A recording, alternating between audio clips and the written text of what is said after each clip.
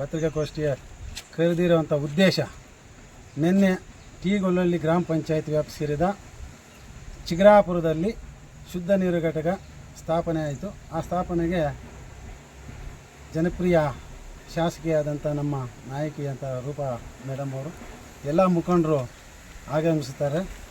ಏನು ಟಿ ಗೊಲ್ಲಹಳ್ಳಿ ಗ್ರಾಮ ಪಂಚಾಯತಿ ಅಧ್ಯಕ್ಷರು ಮತ್ತು ಇತರೆ ಸದಸ್ಯರು ನಿನ್ನೆ ಒಂದು ಪತ್ರಿಕಾ ಹೇಳಿಕೆ ನೀಡಿರ್ತಾರೆ.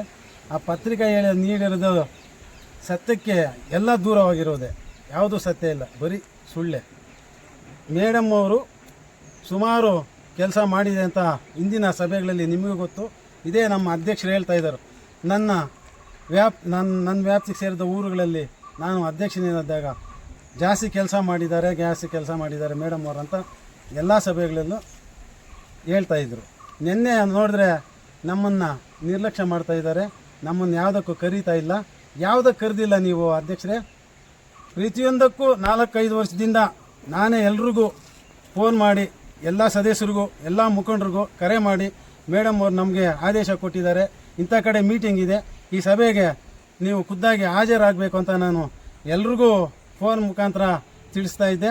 ಅದೇ ಪ್ರಕಾರವಾಗಿ ಅವರೆಲ್ಲರೂ ಬರ್ತಾಯಿದ್ರು. ಮೊನ್ನೆ ಅಧ್ಯಕ್ಷರ ಚುನಾವಣೆ ಹಿಂದಿನ ದಿವಸ ಕೂಡ ಎಲ್ರಿಗೂ, ಎಲ್ಲ ಗ್ರಾಮ ಪಂಚಾಯತಿ ಸದಸ್ಯರಿಗೂ ನಾವು 16 ಜನ ಇದ್ವಿ, 16 ಜನಕ್ಕೂ ಕಾಲ್ ಹಿಂಗೆ ಅಧ್ಯಕ್ಷರು ಚುನಾವಣೆ ಬಗ್ಗೆ ಮಾತನಾಡಬೇಕು ಅಂದಾಗ ಕೂಡ ನಾನೇ ಕರೆದಿದ್ದು. 7 ಜನ ಆಸ್ಪೆಂಟ್ ಇದ್ದರು, ಅದರಲ್ಲಿ ಇಲ್ಲೇ 3 ಜನ ಇದ್ದಾರೆ, 1, 2, 3 7 ಜನ SC ಆಸ್ಪೆಂಟ್ ಇದ್ದರು. ಅವಾಗ ಕೂಡ ನಾನೇ ಕಾಲ್ ಮಾಡಿ ಹೇಳಿದ್ದು ಇಂಥ ಜಾಗಕ್ಕೆ ಬನ್ನಿರಿ ಅಂತ. ಇನ್ನೂ ಒಂದು ಸತಿ ಕರೆದಿದ್ರು. ಅವತ್ತು ಯಾವಾಗಲೂ ನೀವು ಬರ್ತಾಯಿದ್ದೀರಿ, ಯಾವ ಫಂಕ್ಷನ್ಗೆ ಹೇಳಿಲ್ಲ ನೀವು. ನಾನು ಹೇಳ್ತಾ ಇದ್ದೀನಿ, ಪ್ರತಿಯೊಂದು ಫಂಕ್ಷನ್ಗೂ ಹೇಳಿದ್ದೀನಿ.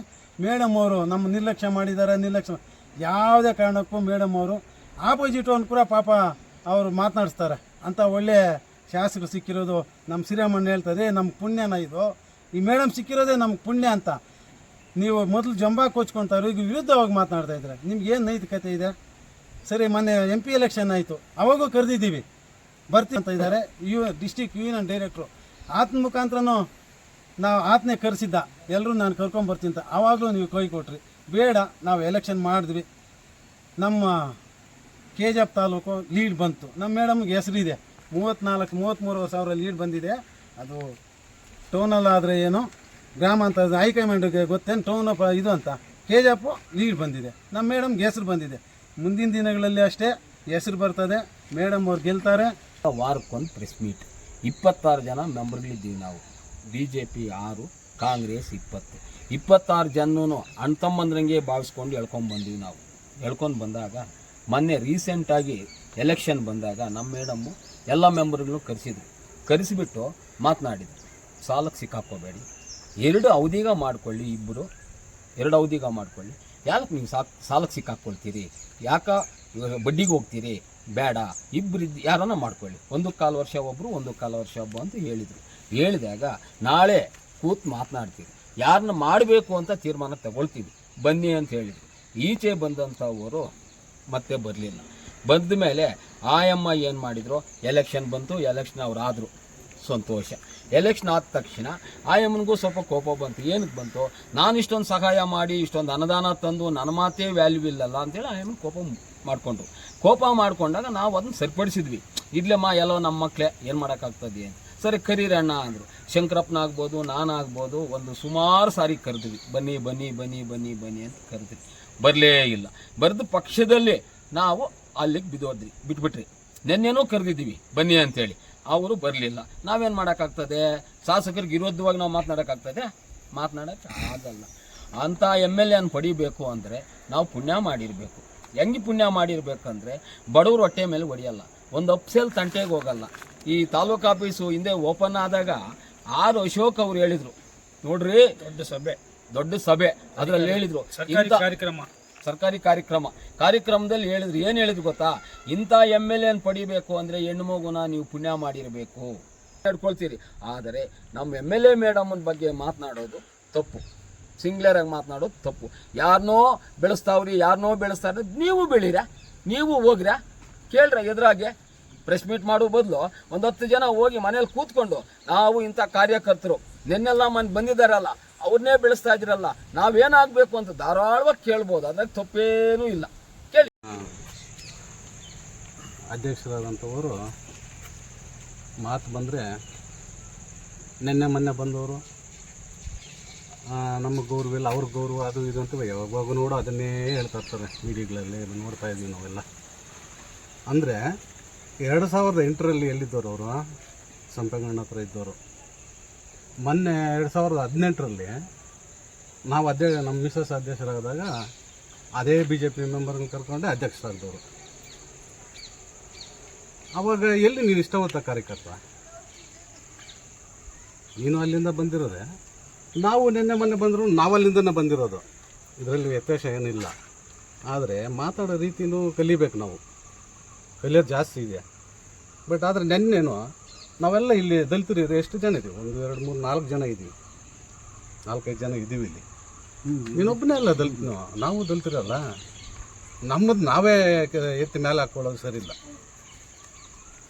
ನಿಷ್ಠಾವಂತ ಕಾರ್ಯಕರ್ತ ಆದಾಗ ನೀನು ಅಷ್ಟು ದುಡ್ದಿರೋನು, ಅಷ್ಟು ಒಳ್ಳೆ ಇದಿರೋನು, ನೀನು ಕೇಳು ಮೇಡಮ್ನ ಹತ್ರ ಹೋಗಿ ನಿಂತ್ಕೋಬೇಕು.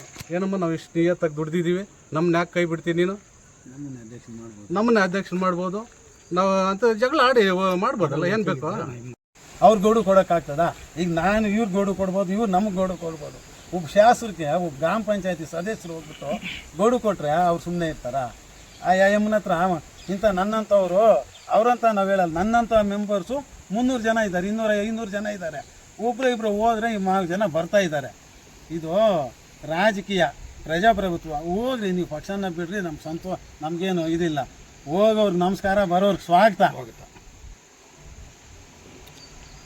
ಅವ್ರು ಹೇಳ್ತಾ ಇರೋದು ಬರೀ ಸುಳ್ಳು. ಮನೆಗಳು ಅಂತ ಹೇಳಿದ್ದಾರೆ. ಈಗ ನಮಗೆ ಬಂದಿರೋದು ನಿಜ, ಮನೆಗಳು ಬಂತು, ಕೆಲವು ಲಾಕ್ ಆಗಿದ್ದಾವೆ ತಾಂತ್ರಿಕ ದೋಷದಿಂದ. ಮೇಡಮ್ ಅವನ್ನ ಎಲ್ಲ ತಾಲೂಕು ಪೂರ್ತಿನೂ ಆಗಿದ್ದಾವೆ, ಬೇರೆ ತಾಲೂಕು ನಮ್ಗೆ ಗೊತ್ತಿಲ್ಲ, ಆಗಿರ್ಬೋದೇನೋ, ಇಡೀ ಸ್ಟೇಟೇ ಆಗಿರ್ಬೋದು. ನಮ್ಮದ್ರಲ್ಲಿ ಆಗಿರೋದು ತಾಂತ್ರಿಕ ದೋಷದಿಂದ ಆಗಿದ್ದಾವೆ. ಮೇಡಮ್ದು ಯಾರು ಮನೆ ನಿಲ್ಲಿಸ್ರಿ, ನೀವು ಈ ಮನೆ ಕೊಡಬೇಡ್ರಿ ನಾನು ಹೇಳುವರ್ಗಂತ ಎಲ್ಲೂ ಹೇಳೋದೇ ಇಲ್ಲ. ಮೇಡಮ್ಗೆ ಈ ಮನೆಗಳ ಬಗ್ಗೆನೇ ಗೊತ್ತಿಲ್ಲ. ಪಂಚಾಯತಿ ಲೆವೆಲ್ನಿಂದಾನೆ ಮೇಡಮ್ ತಂದಿರೋ ಮನೆಗಳನ್ನ ನಾವು ಎಲ್ಲರಿಗೂ ಹಂಚಿದ್ವಿ, BJP ಅವ್ರು ಕೂಡ ಹಂಚಿದ್ವಿ. ಎಲ್ಲ ಸರಿ ಸಮಾನವಾಗಿ 2 ನಂಬರ್ ಇದ್ರೆ 5 ಮನೆ, 26 ಜನ ಕೂತ್ಕೊಂಡು ಡಿಸೈಡ್ ಮಾಡಿಕೊಂಡು, ಈಗ 2 ಮೆಂಬರ್ ಇದ್ರೆ 5 ಮನೆ ಅಡ್ಜಸ್ಟ್ ಮಾಡಿ ಎಲ್ರಿಗೂ ಸರಿ ಸಮಾನವಾಗಿ 26 ಜನಕ್ಕೂ ಹಂಚಿದ್ದೀವಿ. ಅದು ಯಾವುದೋ ಈಗ ನಂದು, ಈಗ ಹಾಗಾದರೆ ನಂದು ಓಪನ್ ಮಾಡಿಸ್ಬೋದಲ್ಲ? ನಂದು 2 ಮನೆ ಲಾಕ್ ಆಗಿದೆ. ಹಾಗಾದರೆ ನಾನು ಮೇಡಮ್ ಜೊತೆಯಲ್ಲೇ ಇರ್ತೀನಲ್ಲ, ಸಂಪತ್ತು ಜೊತೆಯಲ್ಲೇ ಇರ್ತಾನಲ್ಲ, ಇಲ್ಲಿರೋರೆಲ್ಲ ಜೊತೆ ಎಲ್ರಿಗೂ. ಇವ್ರದ್ದೊಂದು ಲಾಕ್ ಆಗಿದೆ, ಅವ್ರದ್ದಾಗಿದೆ, ಇವ್ರದ್ದಾಗಿದೆ, ಶ್ರೀರಾಮಣ್ಣಂದಾಗಿದೆ ಲಾಕು, ಅವ್ರದ್ದೇ ಎಲ್ಲ ಮಾಡಿಲ್ಲ. ಹಂಗೇನು ಉದ್ದೇಶಪೂರ್ವವಾಗಿ ಅವ್ರದ್ದೇ ಮಾಡಿದ್ದಾರೆ. ಅವಾಗ ಆಗೋದಿಲ್ಲ, ಮಾಡಲ್ಲ ಮೇಡಮ್ ಅವರು.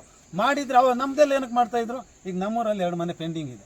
ಈಗ ಯಾವ ಪಂಚಾಯತಿನಲ್ಲಿ ತಾಂತ್ರಿಕ ದೋಷದಿಂದ ಈ ತಾಲೂಕಲ್ಲಿ ಮನೆಗಳು ಲಾಕ್ ಆಗಿದ್ದಾವೆ. ಮೇಡಮ್ ಅವರು ಉದ್ದೇಶಕ್ಕೆ ಪೂರ್ವವಾಗಿ ಲಾಕ್ ಮಾಡಿಸೋದು ಇಲ್ಲ, ನಿಮ್ಗಂತ ಉದ್ದೇಶ ಇಲ್ಲ. ನೀವು ಯಾರಿಗನ್ನ ಹೋಗ್ರಣ, ಬಡವ್ರಿಗೆ ಹಾಕ್ರಿ. ಅವ್ರು ಕಾಂಗ್ರೆಸ್ಸೋ BJPನೋ ಜನತಾದಳನೋ ಪಕ್ಷ ನೋಡಬೇಡ್ರಿ, ಬಡವ್ರಿಗೆ ಮನೆ ಹಾಕ್ರಿ ಅಷ್ಟೇ ಎಮ್ಮ ಹೇಳೋದು.